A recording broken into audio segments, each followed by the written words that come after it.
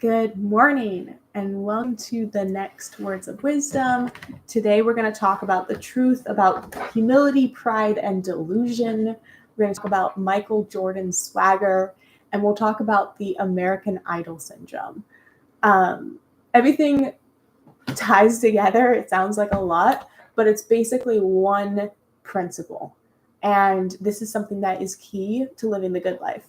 Most people are inwardly cocky and outwardly humble, right? So they pretend to have humility, but inside in a competition, they think that they're the shit.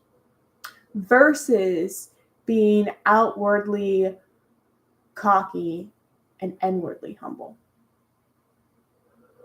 which I actually think is a healthier extreme, but neither extreme is necessarily 100% perfect. And so we're going to talk about how Michael Jordan did it today. So there's two extremes when it comes to confidence. And confidence is a foundational element to risk-taking and to success. Like, you absolutely have to be confident. There's a reason why you have a higher likelihood of success if you are an extrovert. Like, it's true.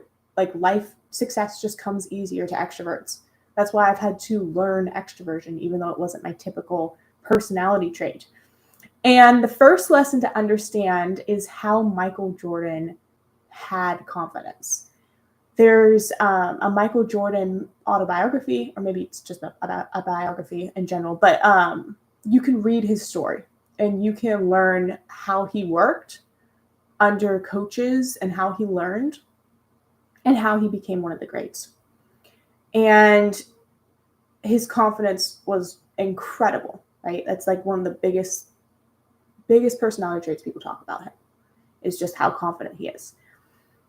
And his tremendous confidence worked really well. It didn't sabotage him, where most people could see it sabotaging your likability, your learnability, teachability, right? But it didn't sabotage him.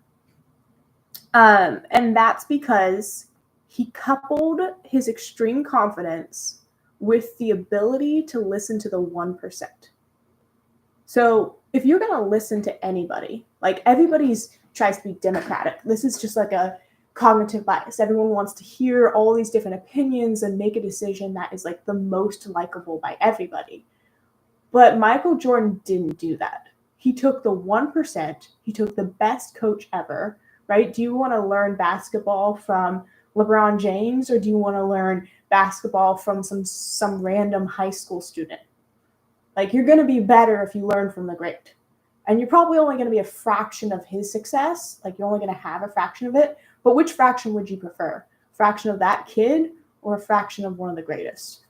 So you have to listen to the right percent. And that is Michael Jordan's swagger.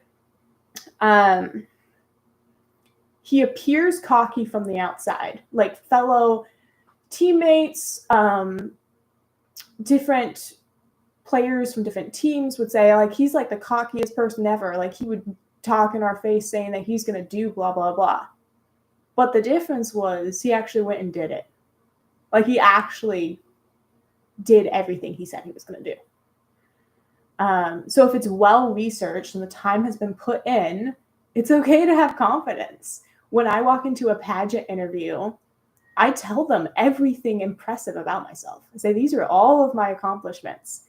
And from an outsider's perspective, it might seem cocky, but they're literally there to hear about my accomplishments. I'm not going to water it down. And all of it's true, right? So it's all about the research, the stuff you put in, knowing that it is true. And then that's the difference between cockiness and confidence. You will gain confidence through your knowledge and gaining insight from the 1%. Others will see you as arrogant, but you know that you're doing, like, you know what you're doing. So listen to people with a track record. Be able to tune out the noise and don't listen democratically. That's like one of the greatest life skills you can have. What you don't want to be is over optimistic. Parents who tell their children that they are intelligent actually harm their children and their children's future because their children fall back on arrogance. I read something that said parents, you can tell the type of person a parent is based off of one of three things. So parents typically raise their children with one of three attitudes.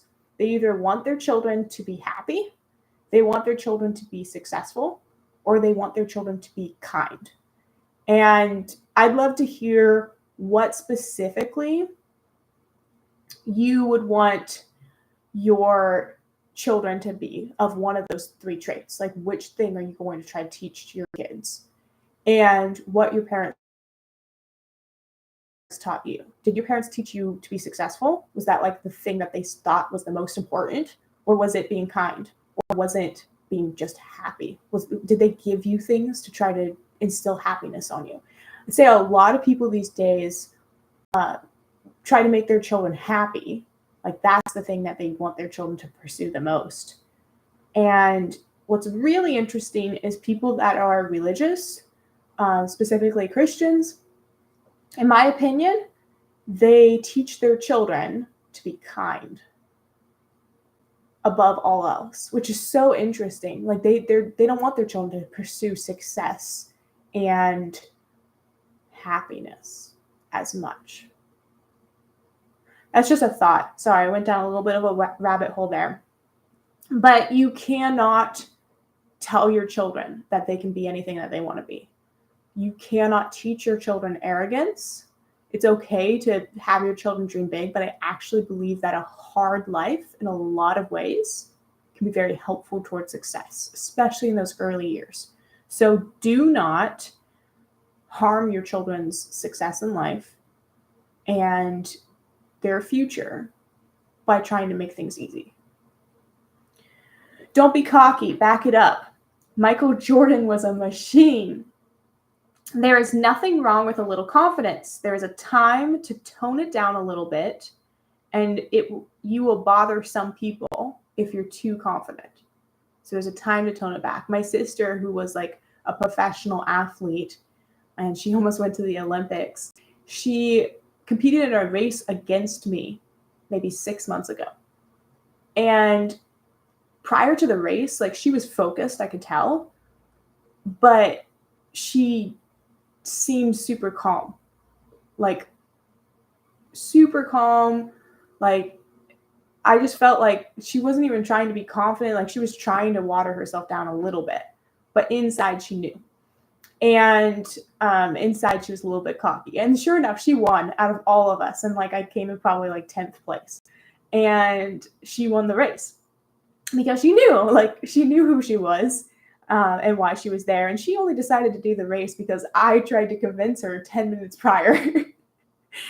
And I had been practicing for months and months and months. The American Idol syndrome. So let's talk about this topic. It ties into Michael Jordan swagger, I promise. The American Idol syndrome is basically the fact that bad singers think that they sound good. Have you ever thought about that? American Idol singers, they come on, they think that they sound like amazing, and they're the best. And they don't hear themselves the way the world does. The reason for the delusion could be rooted in a lot of things. Parents patting you on your back,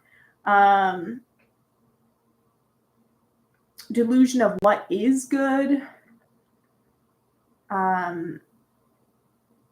There is no talk of what an A-list, like, top singer sounds like. But there is no A-list untalented people. I always say, if you want to be one of the best people, if you're moving to Hollywood to be a singer, you better be in the top 5% there. You're not going to see success unless you're in the top 5%. So stop thinking that your options are so vast in life.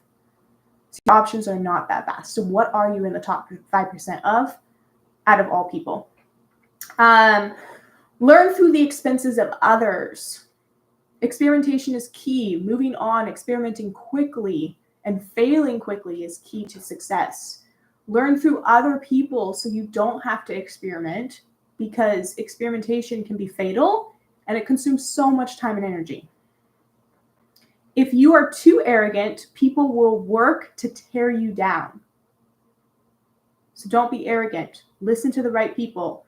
Recognize that there are some people out there that know what they're talking about, and listen to them. Listen to 100% of what they're talking about with that when they talk about that subject.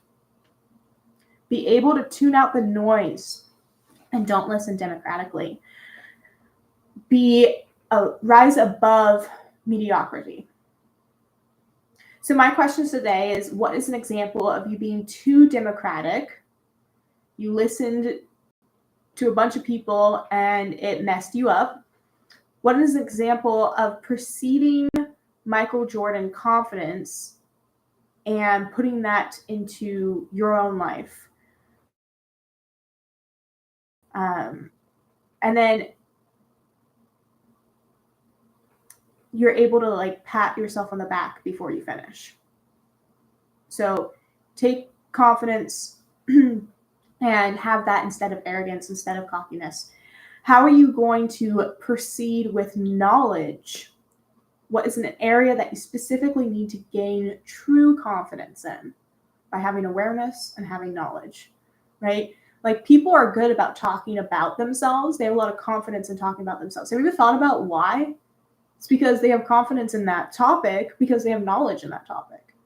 Anybody can talk about themselves because they know themselves. If they don't know themselves, then that's when you see that they have an issue talking about themselves. So find topics that you can have confidence and knowledge in, and you can speak about. So that's the words of wisdom for today. Tomorrow, we're going to talk about why Warren Buffett likes baseball, and we'll talk about ratcheting power of success. So the ratcheting power of success. Think about a ratchet. And that's the words of wisdom today. So I hope you guys enjoyed. I'll see you tomorrow morning. Bye.